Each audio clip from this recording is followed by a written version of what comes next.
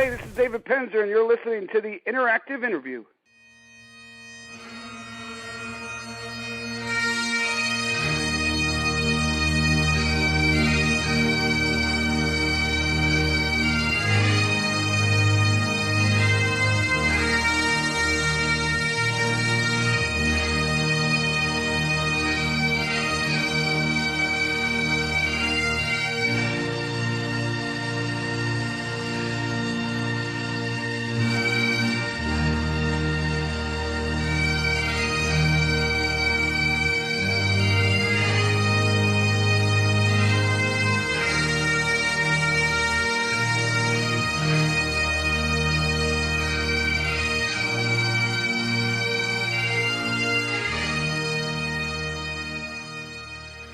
Hello everybody and welcome to an episode of Interactive Wrestling Radio that I never, ever hoped would come.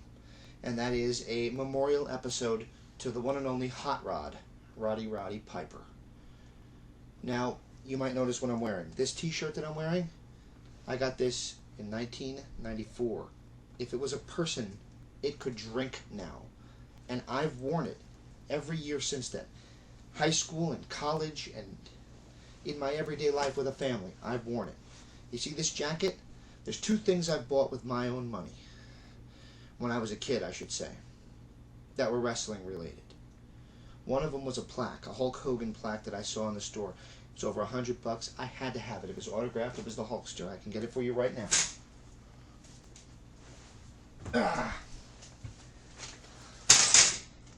This right here.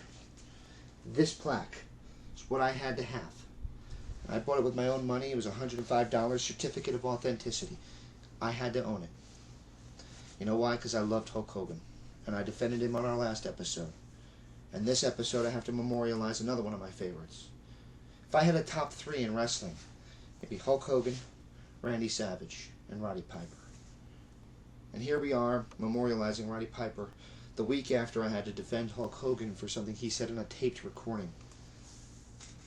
This jacket, I bought this jacket because some people are inherently cool. Roddy Piper was simply cool. That's the reason you still hear his name mentioned in songs. Granted, not songs I would ever listen to, but songs nevertheless. When you're cool, you're cool. And Roddy just had that. He was cool. And for a guy that I've never met Roddy Piper. His book, autographed books, hanging on the shelf right over there. But I've never met Roddy Piper. I spoke to him once on the telephone. And that was the only time I was able to pin him down. We both have ADHD. We're hard to pin each other down. Ask David Penzer, who's our guest this week. I'm very hard to pin down. I'm not unprofessional, mind you, but I can be difficult to work with. And Roddy was difficult to get a hold of as well, and we just never paired up. The only time I ever spoke to him, his little girl fell, and I heard the bang. And she hurt herself and had to go to the hospital, and that's why I never got the interview. And I know that with the places that I'm able to go with my mind and the places that he was able to go with his mind, we could have done something amazing. So I'm very, very sad about the fact that I never had Roddy Piper on our show. But what we have this week is a tribute to the Hot Rod Roddy Piper, the gentleman who created, crafted, and designed his book tour, by which, in my opinion, the book tours of a lot of the wrestlers who are releasing books since have used as their template on what to do. It was a serious one. They went on the road for 60 days in Billy Ray Cyrus's tour bus. But I'll let David Penzer talk to you about it because he was there. I wasn't. I was just a fan, reading all the interviews, watching as many as there were that were put online because these are the days before YouTube. It's a really interesting one. But long story short, this episode, God bless you, Roddy, is for you because you changed my life without me even knowing you. And if you could do that, you did that to a million other people. The world was a better place because Roddy Piper was in it. And that's the truth. Hi, this is Mike Tenay of NWA TNA, and you are listening to the Interactive Interview.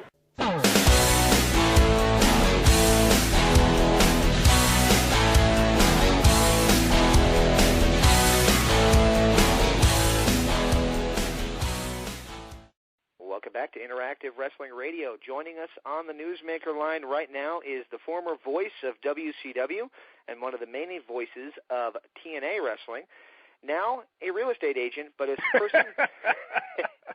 I guess it doesn't sound as exciting, huh? Well, you could be the voice of real estate, right? I'll tell you what, James. I thought the wrestling business was pretty cutthroat, pretty wild, pretty hard.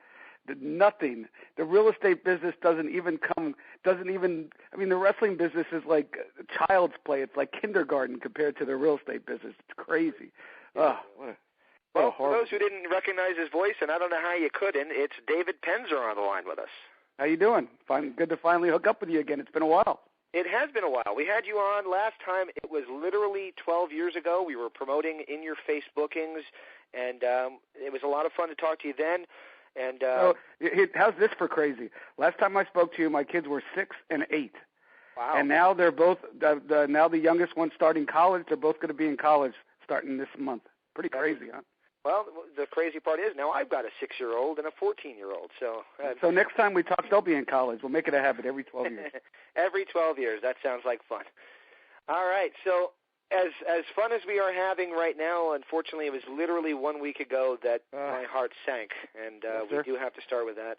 Part of the reason we're having you on, if I can clear my throat, is because of the unbelievably unfortunate news of a former colleague of yours. In fact, you orchestrated the book tour that I believe all book tours are now based on, with Roddy Piper, where he was basically talking to everybody and everybody's brother to promote this book, which was an epic book tour.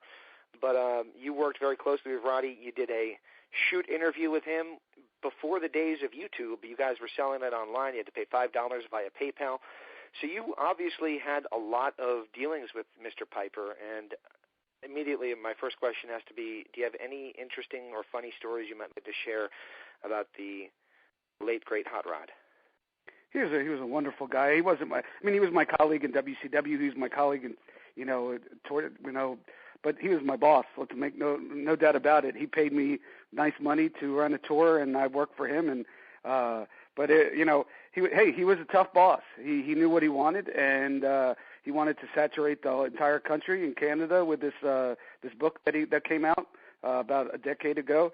But, the Roddy Piper that you see for the most part, if you ever met Roddy Piper, or people that have met him or seen him, where he's such a really warm, caring person, and he puts his hand on your shoulder, how you doing, how's the family? That's really him. You never know what you're going to get with celebrities, especially people that you grew up watching and worship. I don't want to say worshiping, but admiring as a child and a teenager. And, when I grew up, it was Dusty Rhodes, Terry Funk, and Roddy Piper. Those were my three favorite. And unfortunately, two of them have passed. It's been really tough. I got to see Terry the day that Dusty passed at a fundraiser for Championship Wrestling from Florida here in Tampa, and we shared some good time, talking a little bit. And those are the three guys I admired growing up, and to lose two of them within a span of 40 days is crushing. Dusty, was great. You have a lot to do with Dusty, especially in WCW, I'd imagine. Yeah, Dusty really hit me hard. Dusty, I think, even hit me harder than Roddy, because it was Dusty who got me involved in watching wrestling. When I was in 1977, I had a cousin who turned me on to Championship Wrestling from Florida, and that was when Dusty was the biggest star in the state. No bigger than him. Forget about Jameis Winston, and forget about all the Jed Bush and Marco Rubio and all these different celebrities. Dusty Rhodes was the man in Florida and later all around the world. But I don't want to take away from Roddy, because I've talked about Dusty after his passing.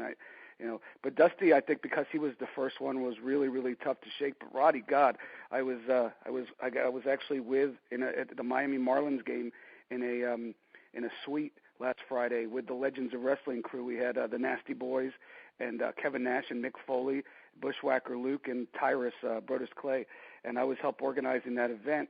And we were all in the suite, kind of just having a quick hot dog before they went down and started to do their stuff. And I looked up, and Kevin Nash's face turned white, and his head hit his chin hit his chest. And I looked at Brian Knobbs, and he was crying.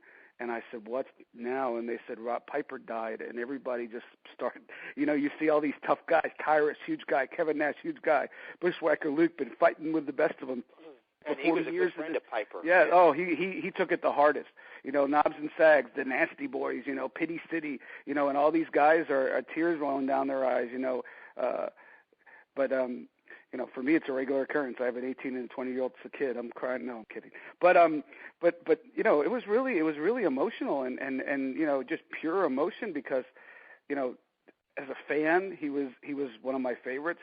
And even when I was in the business, in WCW starting out, and he was in WWF at the time, I still admired the stuff he did and still watched it. And then, when we started the XWF, which I guess we'll get back to later in the podcast, when we started that, Roddy was one of the top guys, if not the top guy that we brought over. So I got to know him a little bit there. And then, later after XWF closed, he needed somebody to promote his book tour and do PR. And he ended up hooking up with me. And, I spent almost 60 days with him in a tour bus. It was Billy Ray Cyrus's.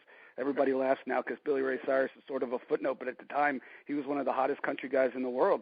And it was his tour bus out in Nashville. We started in Nashville, Tennessee, and we went west out to California, and then up the coast of California, and then headed back east to New York, and then back down to the East Coast, and then back over to Nashville, and stopping in 30 different cities along the way over a course of about 50 days. And it was the old-fashioned way of doing things. And every city that we went, I arranged at least 10 interviews for him. We'd wake up first thing in the morning. We'd do morning drive. I tried to get him on a couple of noon TV news shows, and then we'd do afternoon drive to promote this. And when you're driving and traveling with somebody in a tour bus, and his son Colt was there when he was real young, and had a couple other people on the road with us helping out, and you get to see all sides of somebody, and he was one of the warmest people you'd ever meet in this business. But he was a businessman. He knew what he wanted, and if he didn't perform, he was the first one to call you out on it. Especially if he was paying you money to work for him.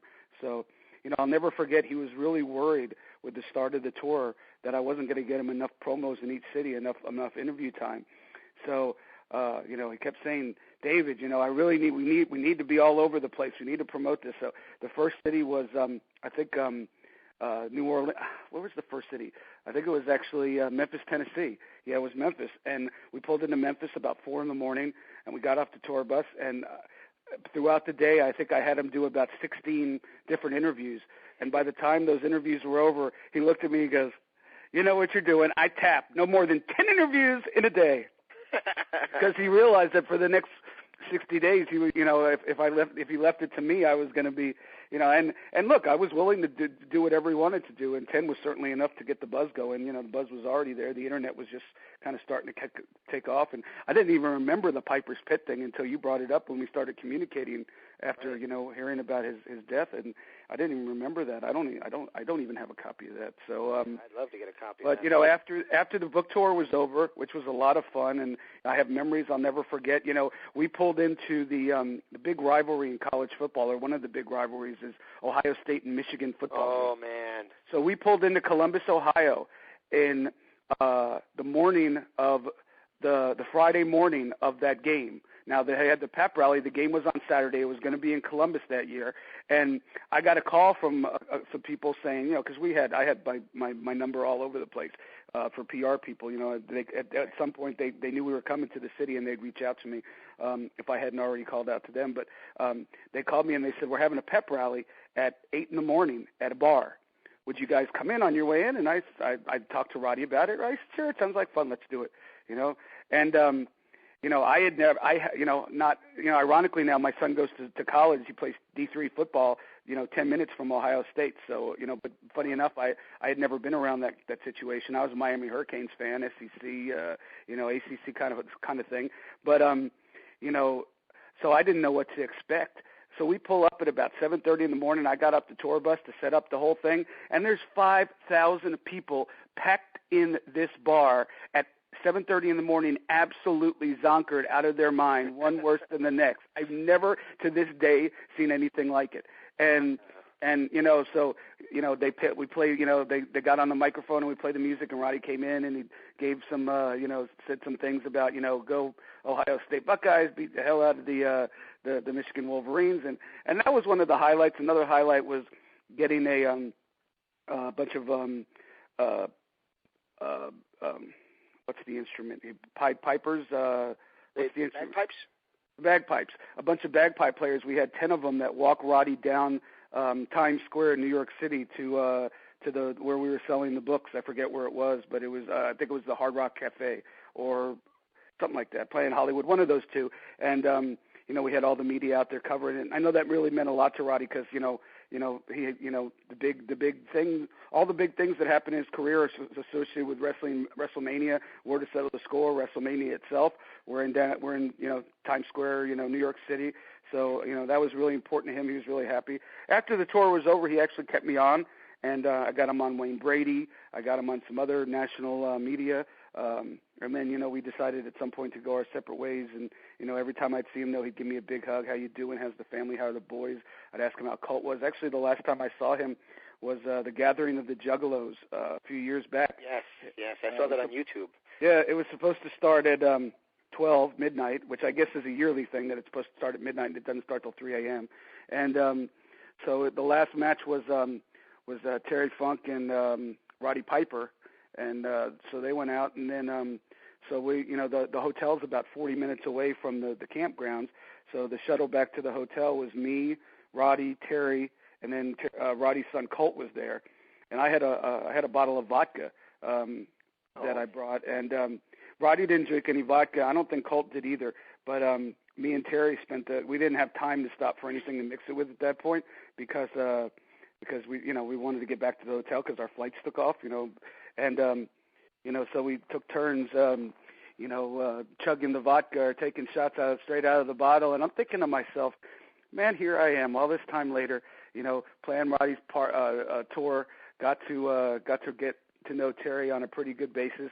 And now here I am, never thought I was done with this crazy business. And I'm back in the middle of nowhere, driving back with two of my three, heroes growing up and doing shots with Terry. If you'd have told me that when I was 12 years old, 15 years old, I would have said that I lived, that I could die now.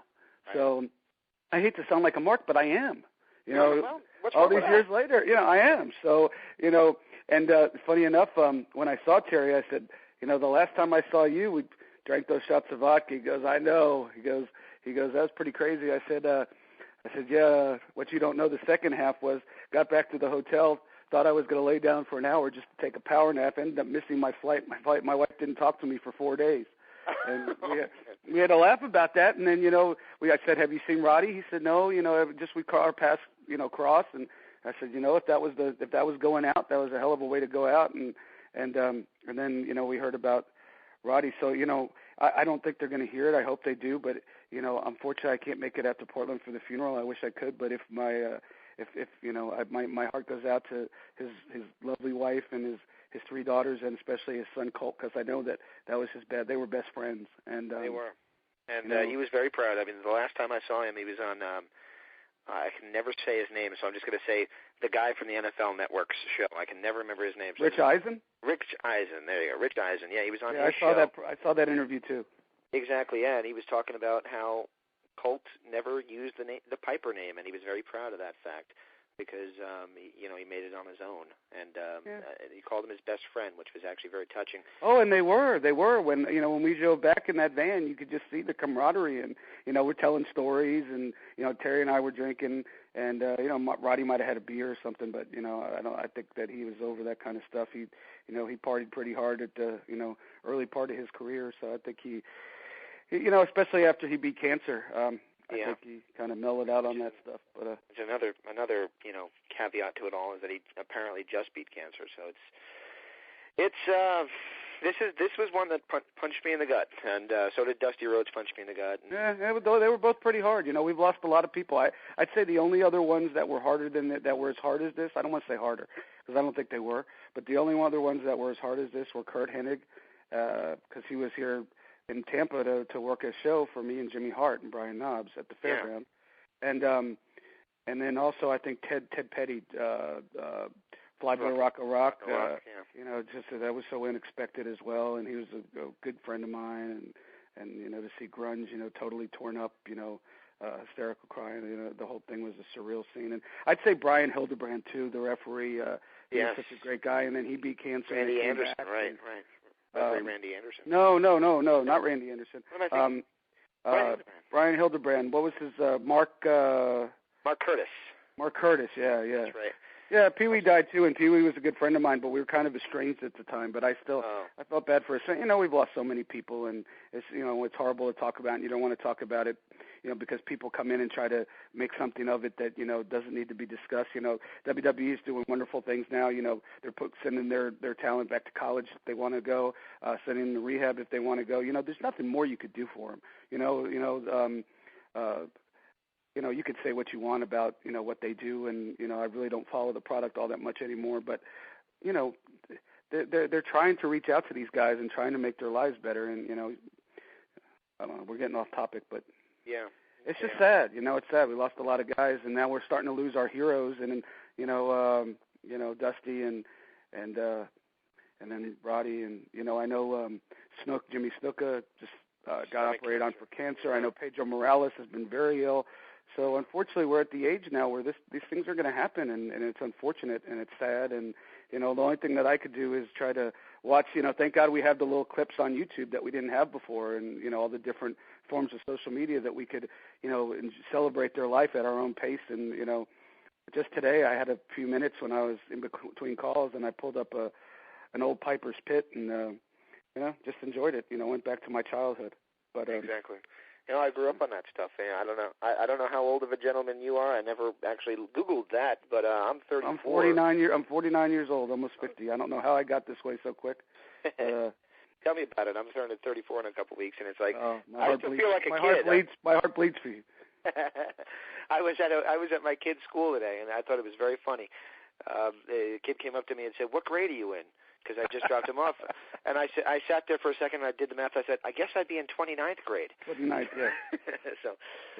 Oh, man. So getting back to more your story, and by the way, for my note, my wife is the one who told me about Roddy, and the night before he passed, well, I guess the night that he did pass, I had a dream that a family member went, and I couldn't put my finger on who it was, and it kind of was ominous because it turned out to be somebody that, even though I've, you know, spoken to them all at one time, I never knew him. He was not by any means family. He was not by any means a friend. He was not a surrogate, you know, family member or anything like that. I just knew him from watching him for all those years on television. It was like losing a family member because it was somebody that you knew. You know, people, when you watch somebody on TV and it's like a soap opera, you know, I sort of kind of used to watch soap operas when I was in college, and I sort of follow just through social media because I've just gotten onto social media, and I know people who work in the soap opera business, whether it be, you know, evening or daytime or whatever, and it's sort of the same thing. You get so invested in their lives following them that you almost feel like they're family.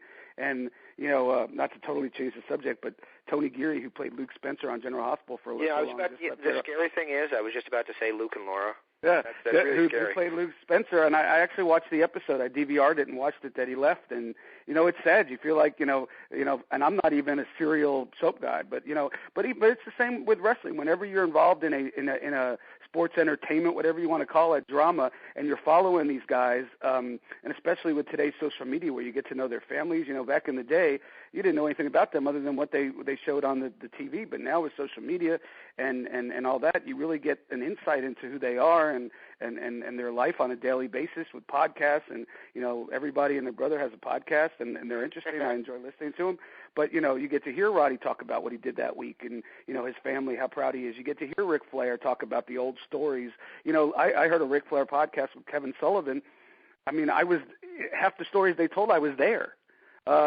You know, and so it's like, you know, that's what happens, you know, when you drive down the road with these guys and you tell the old stories. But now the fans are lucky enough to get to hear those old stories, you know, while the two guys like Rick and like you're actually in the car driving with them. It's fantastic, but you really get an insight into their lives and who they are behind the scenes. And yeah, you feel like they're family. And you know, you say what you will about social media, positive or negative, but it really gives you an insight into the people that you enjoy watching. And my wife likes different people, on Twitter, and I follow different people's sports and fantasy sports and wrestling and all that stuff. But you get an insight into their lives. Sometimes you like what you see, and sometimes you don't.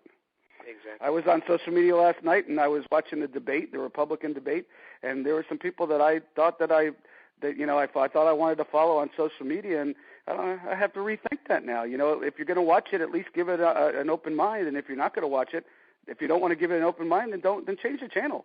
Watch something else. I had there's a band that I really like. You probably know who they are, LA Guns, and sure. I really like that. All the members of the band, and then I saw one of them talking about politics. I'm like, stick to playing the guitar. Just stick to playing. Yeah, it was somebody who was I don't want to say who it was, but it was an actress who I really enjoy, and it was all down the every commercial I'd go and see what people were talking about, and it was just like hammering. So I wrote to them. I said, and I don't know if they saw it or not because you never know with social media, but I wrote back to them on one of the comments, and I'm like, I'm new to social media. It's about 2 weeks, seriously, so I have no clue what I'm doing.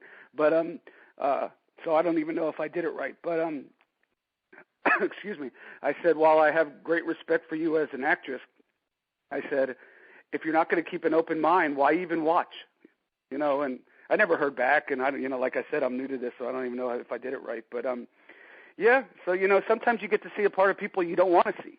So like I said, positive and negative, but we're veering in different directions. Right. Yeah. So we'll get back to wrestling, I swear. Yeah, we are. We're back there wrestling here, and the last thing I was going to say was my wife that night kind of hit me, and she said the old guard is going, and I'm like, oh no, she's right, but it's not something I want to face.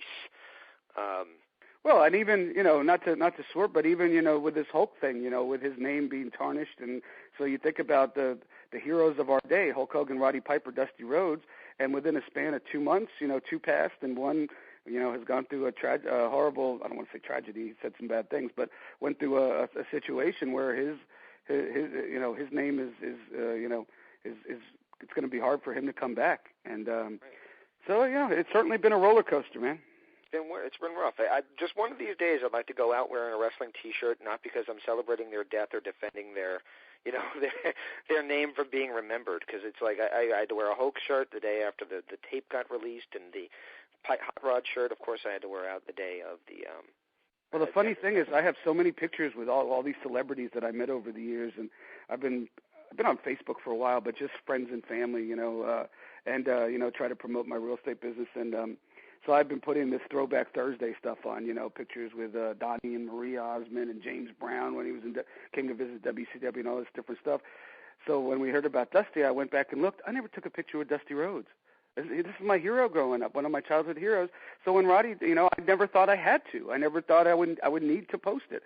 And then when Roddy passed away, I spent 2 months with this guy on a tour bus. Never took a photo with him. Right. Yeah, I actually Googled to try to find a picture of you two together to put it up when I was promoting the fact that we were going to have you on, and I had trouble finding one. I think there might be 1 or 2 out there somewhere, but it's you and you guys with somebody else. So you're right. That's cool. At this point, I'll take that. If I can find it, I'll send it your way. Yeah, please do. I'll take it at this point because, it was awesome, man. It was an awesome 2 months and traveling. It's kind of cool crisscrossing the country on a tour bus. I always wanted to be a tour manager when I was a kid, either in the wrestling business or a tour manager. So I sort of got to live that. Got to live that dream too. Yeah, but I always wanted to be a tour manager. I thought it would be cool to go from town to town on a tour bus and visit different cities real quick and promote stuff. And so I kind of got to live that dream too. So if it wasn't for Roddy Piper, I never would have had that opportunity. So I appreciate that. Very cool. Very cool. Well, let's talk a little bit about you since the last time we talked. All the social media is way more exciting than me, but okay. Well, taking a step back to your time just before we had you on. We had you on in 2003. You were doing a booking agency at the time. But you said something interesting to me the other day while we were chatting online, and that was that you moved to Tampa because of the XWF. Yes. Is that true? They actually paid for my move. I've moved probably 20 times in my life since I, got married or was dating my wife, living with my wife, and that was the easiest move we ever had. They came in my house, they packed up everything, they took it out. When we came down to Tampa, they said, where do you want this? Where do you want this? We didn't have to touch anything. It was easy. But, yeah, XWF paid for that. And I was renting a house when we first moved down here and then later bought one in North Tampa. But, yeah, I don't know. I think I was already done with the XWF after we talked, if it was 2003. Yeah. But that was a really neat experience. It was a very small operation compared to what I was with, and I was doing talent relations with them. I was on the booking committee when we booked the episodic television shows that we did, involved in negotiating with talent, hotels, all that kind of stuff. So it was really an awesome experience. As cool as WCW was, to be able to do it first class with them, to be able to be behind the scenes and creating something that, even though it never got on TV, it still lives on DVDs and the internet. It was awesome. And we helped a lot of people get their job back with Vince McMahon. Yeah, you did. You did certainly get them. Because I remember reading the results, being just a fan at the time. This was even before I started doing interviews. My interview stuff didn't start until 2002. And I read about Hulk Hogan appearing there, and I thought, you know what, this could be something big. This could be something interesting. And then immediately thereafter, he was brought back with the NWO, and you got Kurt Hennig there, and I got to believe you're using him as a marketing chip to get a TV deal, and he gets brought back to join the Royal Rumble. And Jerry Lawler, Mean Gene Okerlund. Exactly. We would play, if we did any more tapings, we were going to bring in Hall and Nash. They'd come to the office to talk to us about the future, and then they went up with Hulk, and then Roddy eventually got brought back, and yeah, they pretty much depleted. Even guys like Josh Matthews, who we were using based off of Tough Enough as a cruiserweight wrestler, we called it what do we call it? No, I think we called it cruiserweight actually. They brought him back to do interviews and stuff. Yeah, so and now he's doing it on TNA. Yeah, the only time I watched TNA in the last couple of years was I saw Jeff Jarrett being inducted in their Hall of Fame, which I thought was extremely good television, and I'm happy for Jeff that he got that closure. Even though I'm sure the circumstances weren't the best, but I have a lot of respect for Jeff Jarrett, and he always treated me right. So I wish him the best of luck with Global Force Wrestling if he's out there. Absolutely, and it's been an experience being a wrestling fan the past couple of months, for all the good things that are happening, like new companies starting up, and Jeff Jarrett has a great idea. It's instead of, you said at the beginning of the interview that wrestling's cutthroat, well, he's trying to take the cutthroat out of it. He's trying to make everybody work together, have a big happy family, and everybody benefits from all working together. And you know what? He's presenting an idea that has long since been forgotten in wrestling. And whether it'll work in the 21st century or not remains to be seen, but at least it's something different. Well, you're not going to fight the machine on your own. I don't care how much money you have. I don't care if you have Turner money. I don't care if you have Steve Jobs money. I don't care who you are. The WWE has spent the last 84, 94, 2004, 30 years building that machine. And, whether you like what they have on or you don't like what they have on, or you like that they don't push certain guys or you don't like it, seen a fan, not seen a fan, on and on and on. They're a juggernaut. They're a public company worth at least $750 million, if not more, depending on the day. So, you're not going to beat that. So, the old saying, if you can't beat them, join them, so if everybody else underneath comes back together, they tried something like that, Pro Wrestling USA back in 86. I remember that. Yeah, AWA and but back then, everybody was coming off, a heck of a run. This was a familial situation where Vern Gagne, was going to give his company to Greg Gagne. Jim Crockett Sr. gave his company to Jim Crockett Jr. Eddie Graham was going to pass his down to Mike. Vince McMahon Sr. to Vince McMahon Jr. Fritz Von Erich to the boys. We're talking about not a good run. We're talking about a run of your whole lifetime. And all these territories were pretty hot. And then so trying to work together was tough because the egos were still there. But, now everybody is, if you're not WWE or, New Japan or AAA, but they're not in the United States, and you want to be competitive in this country, and even overseas, you have to start from scratch. So maybe everybody's starting from scratch, trying, or almost scratch. Ring of Honor's been around for a while, but they kind of lost their way for a while, and then kind of now, under Sinclair, trying to build up again. maybe now the egos won't be as big. I hope so, because, it's great to have an alternative. Everybody says, screw TNA, FTNA, that. It's not my favorite show. I'm not going to lie, but I remember being there and having a job and losing it in a business that I loved and having a family and trying to figure out how I was going to support them. It's not fun. Nobody should hope that they go out of business. That's ridiculous.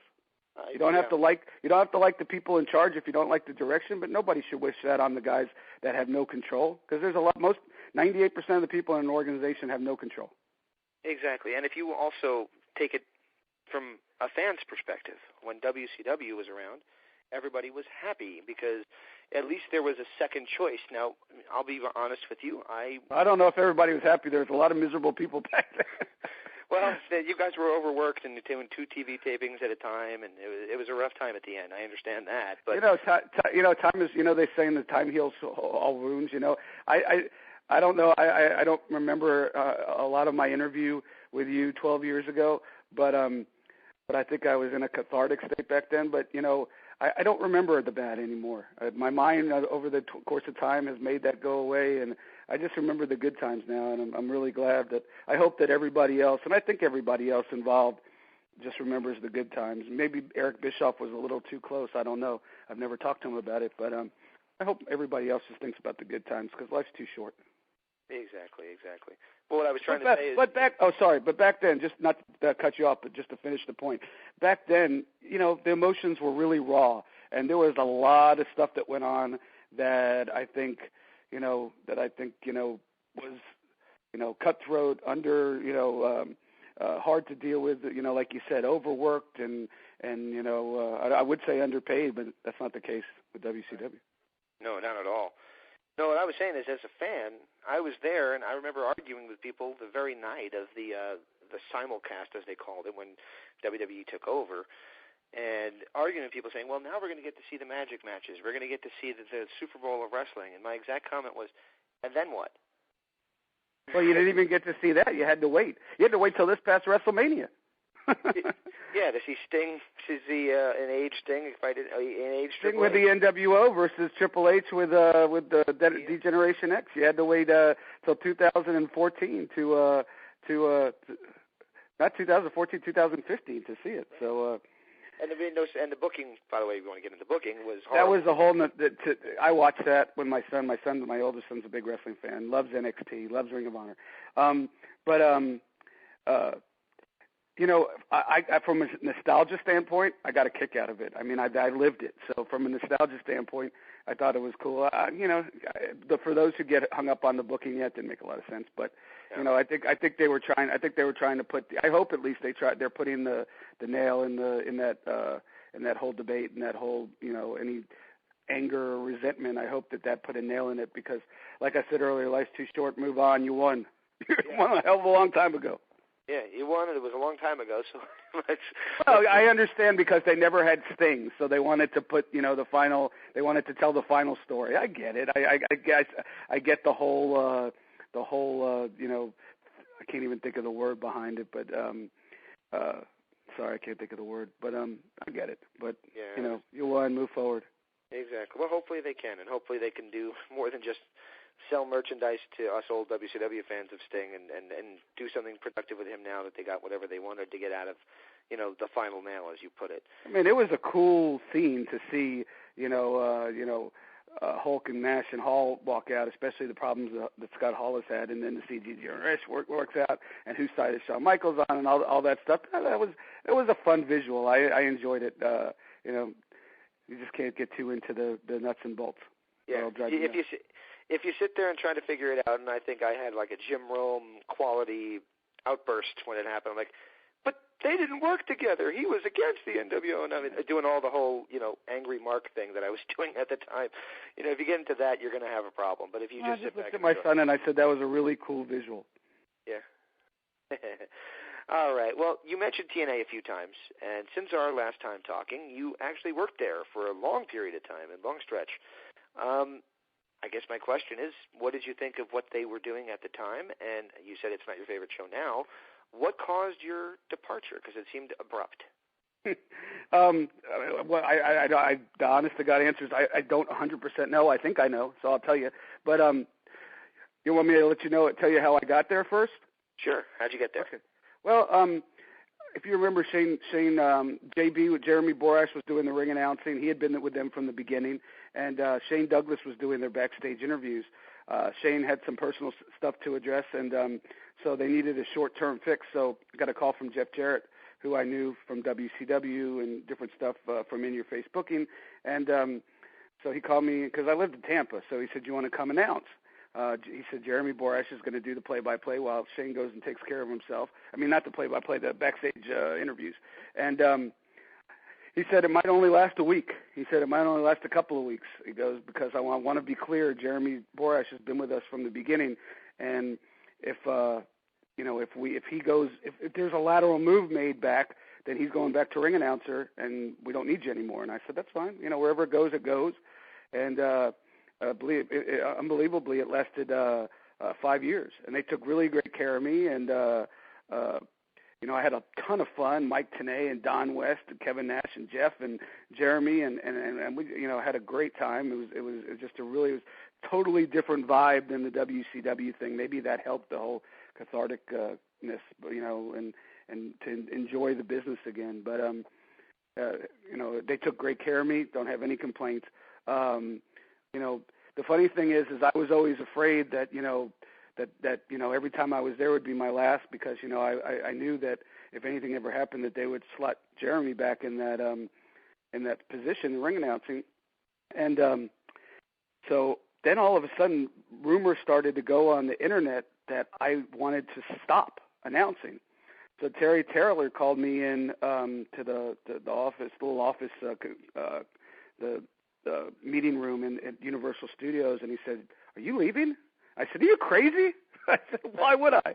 This is a great gig. I drive over from Tampa. You put me over overnight. You pay me well. I have a blast. I laugh my butt off. Go to the bar, have a few drinks, go to sleep, wake up the next day, do it again, and get paid for it. Are you kidding me? Why would I leave?" And he said, "Oh, that's the rumor." And I said, "No." He goes, "Good, because we're happy with you." Well, a week later, he called me. I'm like, "Oh, now I can finally relax because they're happy with me. They're afraid I'm going to leave." Well, don't relax, because a week later, Terry called me, and he always would call me, and he'd say, "I'm not calling to fire you." That's what he would say, because you're always thinking when you talk to the talent relations guy, he's calling to let you go. So he would always call me, "Hey, Penzer, this is Terry Taylor. I'm not calling to let you go."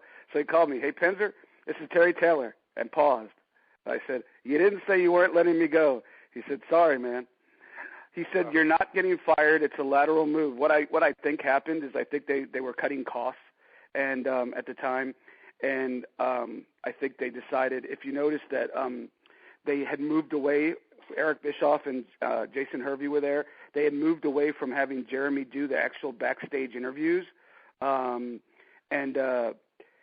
they had a new kind of format they were working with, where they would just have Jason Hervey off camera ask a question and let them, cut the promo. And so they figured, what are we paying David Penzer for? And Jeremy's already on salary, and he could do the ring announcing because he's not doing anything else, because we're not doing interviews with him anymore. So I kind of think that's what had happened. And then at some point, when Eric left and Jason left, they moved Jeremy back to do interviews, and Christy took over, who was there working with the women. So, but it's all good. It's all good. I was always told from the very beginning, when Jeremy needed to slot back, we weren't going to use you anymore. So it wasn't a problem. I missed the guys. I missed the money. But at the end of the day, it was a hell of a 5-year run. It was, and except for maybe one night with the Kurt Angle incident. So. Oh man, that had to be he felt really bad, and they actually threw me an extra nice bonus for that after I got the living crap beat out of me and my face swelled in 2 different places. But Kurt lays it in. He really does. And, the funny thing is the ankle lock, which looked, if he would have looked on TV, the ankle lock looked devastating. I didn't feel that. It was the clothesline, and then when he hit me in the face with my shoe. But, things happen. It's professional wrestling. It may be scripted, but it's certainly not fake. And, you can't fake beating the hell out of somebody with a shoe. And trust me, my cheek knows that for a fact. Who hits harder, Chris Jericho or Kurt Angle? Oh, not even close. Kurt Angle. Hardest I've ever been hit in my life. Chris Jericho's easy, piece of cake. There you go.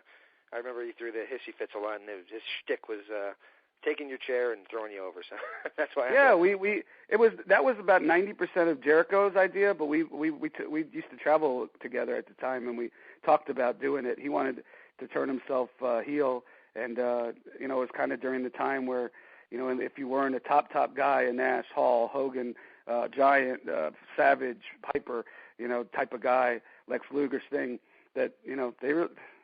I hate to say it, but they really didn't care what you did. So he kind of booked that on his own. He asked permission if he could do it, but that wasn't something that the booking people came up with. That was sort of Chris asking permission to go into business for himself, and it got him over as a heel. So it was fun to be a part. It probably launched him to Y2J. Absolutely. He's a very smart guy. He's had a lot of success, and if you'd have asked me back in the day when I was there, who's one of the guys that is going to be successful and still making good money, 20 years later, I'd have told Chris Jericho would have been a name I'd have given you. I wouldn't have thought he would be in a rock band, but have you ever actually heard their stuff? I've heard it on. I've never been to a live show, no, but I've heard it. He's a good singer. Actually, it's funny. We were in Charleston, West Virginia, one time at a bar that we all used to go out to, a bar and restaurant after the matches, and the owner took care of us, and they had karaoke that night. And Chris went down and actually sang, and I looked at him. I said, "Hell, you could sing, man." And he has a good voice, so good for him. He's always wanted to be a wrestler and a rock star, so he got to live both of his dreams. Who knew?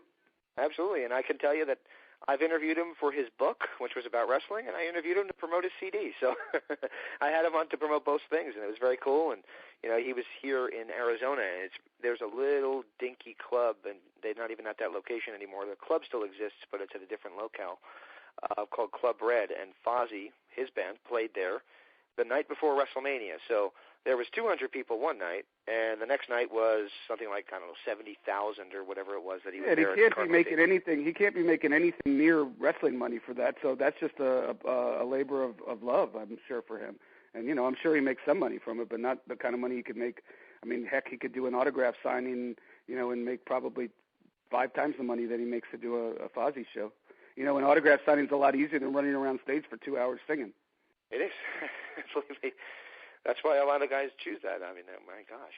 Oh, wow. Well, we've had you on for a little while. You mentioned that you are just starting out with social media in terms of your own name, and I did see that you have your own Facebook page that is public to the public, where you can go and like it. Did you want to tell people where they could find that and tell people that it actually is you? I think the Facebook fan page is David Penzer WCW, Facebook.com/David Penzer WCW, and I'm starting slow. I think I started about 2 weeks ago. I think I have 30 followers on Facebook, and I think I just hit 70 on Twitter. Twitter is @David Penzer. I actually, in 2009, when Twitter first started, I actually got that. I didn't know what it was going to come of it, but I figured I might as well keep my name and hold on to it. And about 2 weeks ago, like I said, I just started. So, but yeah, come along for the ride. On the Facebook, I try to give my opinion on wrestling and put up photos of me and the guys that I met, and then on the Twitter, I sort of try to focus on more of the current, up to the minute type stuff. Everything from fantasy football to the political debate to Mike Tenay's new podcast and different stuff I'm doing. So yeah, it's Facebook, David Penzer WCW, all one word, and Twitter, David Penzer, @David Penzer. So I'd love to. It's really cool. I'm actually really enjoying the Twitter, and it really took a while for me to get into it, but I was actually tweeting photos from the Miami Marlins game right until I heard the news about Piper, and then respect to him, I didn't want to be tweeting pictures of a Legends of Wrestling night, but yeah, stuff like that, and try to keep in mind that they're wrestling fans, and try to wean it in that direction. Very good, yeah, absolutely. And are the Marlins your team, or is it just something you were working on? No, I'm a Rays fanatic. Tampa Bay Rays. Oh my God! And the funny story is, I never liked baseball. And the Rays had back in 2008, they had right before, when they were starting to get good, they had a wrestling night at the Trop. Actually, that Brian Knobs who's behind Legends of Wrestling, had organized, and they brought Scott Steiner, Buff Bagwell, Road Warrior Hawk, a whole bunch of the guys in, and did different stuff throughout the night. And then at the end of the show, we did a wrestling live wrestling event, and I kind of had the run of the mill. I had one of those passes like at the Marlins game. I could go anywhere I wanted, and I just started watching the game, and it was a really fun come-from-behind game, and then the race started getting good, and that was when they had their World Series, pennant run and World Series run, and ever since then I've just gotten more into it, and now I'm, like, obsessed. So, yeah, that happens. Go Rays. It's a tough season. It's been a tough season, but I'm still with you. I'm going to watch it on TV as soon as we're done. Exactly. I'm the same way with my Arizona Diamondbacks. We have, a rough couple of years, but you know what? I'm there every day watching. That's who the Marlins were playing. That's where the Marlins – they play now? Tomorrow. No, that's who they were playing last Friday. Justin that's Upton, right. That's right. They were playing last Friday. It was the one where they tied in the Marlins tied in the bottom of the ninth, and then they walked like three batters in. The Marlins walked three of the Diamondbacks in, and then couldn't come back and hold on. So they have a good looking team. I know they picked up some guys, and it didn't work out so great. Did you guys pick up any Rays in the off season? I don't believe we did. All I know is that San Diego's the team that picked up Will. San Diego Myers did. And, Oh man, there's been a lot of guys, and it seems like every time we play somebody, we'll play off topic, but every time we play somebody who we got rid of, they kill us. So it's kind of like a shot in the face. Like, oh, we got to play Justin Upton in San Diego. This year, I know nobody on a wrestling podcast wants to hear about Major League Baseball, but this year it seems like the wrestling of the old time, where you have a few stars, and then the job guys underneath. So there's some teams that are stacked after the trade deadline, man. You got the Mets, you got the Cardinals, you got the Royals, the Yankees, especially the Blue Jays are on fire, man. Oh, yeah. When they got David Price, I knew they were serious. Oh yeah, they're going to be good, and I'm looking at the Mets. I think the Mets are going to be making some noise, especially. If the Rays can't be in it, I'd love to see a Mets, either Kansas City or Toronto final. Let's get some new blood in there, man.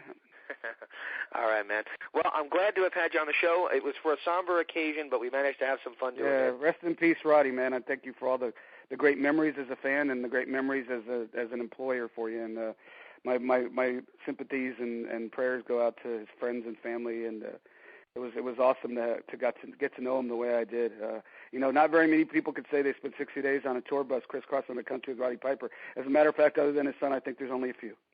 Exactly. Yeah, I spent about 10 minutes on a tour bus with Ron Simmons, and I still come out with stories about it. So, well, most of the stories I can't tell, but I told the one about my biggest one, like I told you, is going in at 6 and 8 in the morning to 5,000 absolutely drunk out of their mind Ohio State football fans. That was a scene I'll never forget. Very cool. I got one last question to ask you. It's kind of a goofy one that came from Gary Michael Capetta a number of years ago. Every time you do one of these, do the hosts try to get you to announce something? No, hardly ever, actually. Okay. The first thing he said to me, thank you, I'm glad to be on your show. Please don't ask me to announce anything. So I thought I'd throw that out there at the end of our interview. I actually got to see him a few years ago. When WrestleMania was over there a few years ago, and we did a 1 hour, never again, the two faces of WCW announcers photo session. So that was pretty cool. But, awesome. All right. But yeah, hey, if you could find any pictures of me and Roddy, even with other people in, send them over. That's one of my biggest regrets is I didn't take as many pictures with my heroes that I work with and got to know. So very good. And the funny thing is, I can hear Dusty Rhodes as you say it. I can hear him talking about you. So, he would always pull out pot shots at certain people during the broadcast. And Dusty Rhodes, let me tell you something. Dusty Rhodes was grooming me to do play-by-play. I did. I don't know if we talked about this on the last podcast, but I did. For about a year, I did the European Nitro, the play-by-play with Larry Zbyszko, and they called me Dave Lawrence because I had to pitch to myself. So Dave Lawrence was my radio name when I was a teenager doing high school radio, and I had to pitch to myself. So I'd say, hey, this is Dave Lawrence with the living legend Larry Zbyszko, and let's go to ring announcer David Penzer. And I'd always make fun of myself. Me and Larry would have fun, but. Dusty, I don't know if I'm going over time. I'm sorry if I'm... No, there's no time. I actually had a question about UK, because my wife's from England, and she swears to this day that somewhere in the garage, and we're going to get it out one day, she has tapes of the UK versions of Nitro where they had Batman like, pow, bam, whack when they hit each other. I don't know if that's true. Remember. No, I don't remember that. Not when I did it. But, yeah, Dusty would say to me, and I can't do a Dusty voice. I'm the one guy who can't do in the business who can't do the Dusty voice. But... he would say to me, Penzer, you got a good voice, you got a good personality, we got to get you to do play-by-play. And I'm like, really? You think I could do that? And he'd be like, yeah, man, you'd be great. He goes, I'm going to put you on Nitro from Europe with Larry Zbyszko. And Zbyszko totally carried me. I used to have tapes of it. I don't think I do anymore, which is something that I really do regret. But yeah, that was awesome. And who would it? If I come across anything, because my wife's got some tapes in the garage, I'll send them your way. Yeah, oh my God, I'd love that. But who knows, God, if WCW never went off the air, never got sold, who knows? If Dusty had any pull, I might be hosting Monday Night Show. Hey, this is Chris Jericho of Fozzy, and you're listening to the Interactive Interview. And remember, we are huge rock stars.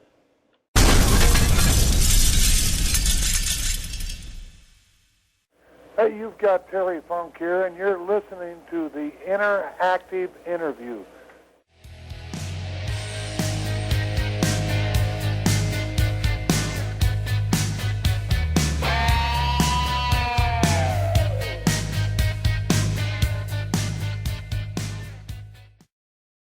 Welcome back to Interactive Wrestling Radio. We certainly hope you enjoyed our interview with David Penzer.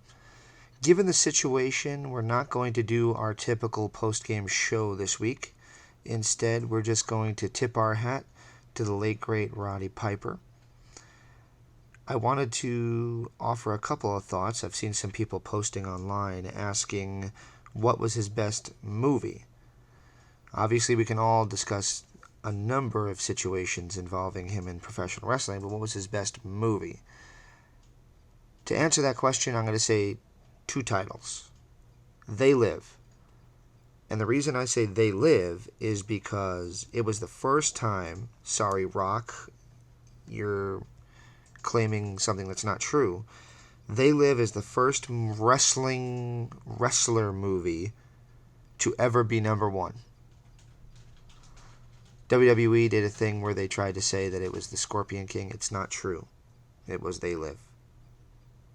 The other thing is a movie he did called Marked Man.